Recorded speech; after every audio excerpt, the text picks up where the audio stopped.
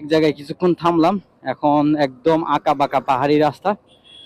আর এই পাহাড়ি রাস্তাগুলোর একটা ট্রিক্স হচ্ছে যে আপনি ব্রেক না ধরি জাস্ট ইঞ্জিন ব্রেকটাকে কাজে লাগাবেন। অর্থাৎ আমি ক্লাসও ধরতেছি না, সেই সাথে আমার হাইড্রোলিক ব্রেকটাও ধরতেছি না, জাস্ট হালকা যখন প্রয়োজন হয় পায়ের ব্রেকটাকে কাজে লাগাতেছি। অ্যাক্সেলেটারটা যখন প্রয়োজন হয় বাড়াবো, যখন প্রয়োজন হয় কমাবো, অর্থাৎ যেটা ইঞ্জিন ব্রেক যেটাকে বলা হয় আর কি। আমার না ক্লাস ধরতে হচ্ছে না হাইড্রোলিক ব্রেকটা ধরতে হচ্ছে, মানে ইজিলি আমি কন্ট্রোল করতে পারতেছি।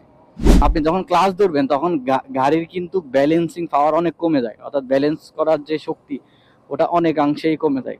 যে দেখেন আমি জাস্ট অ্যাক্সেলেটরটাকে কাজে লাগাই, এই যে জাস্ট অ্যাক্সেলেটরটাকে কাজে লাগাই, এটা ব্যবহার করতেছি। এই যে জাস্ট হাতের এটাকে যখন প্রয়োজন হয় বাড়াই, যখন প্রয়োজন হয় জাস্ট কমাই। আর যদি প্রয়োজন হয় তাহলে মানে আরো যদি দ্রুত স্লো করতে চাই তাহলে পায়ের ব্রেকটাকে একটু কাজে লাগাই।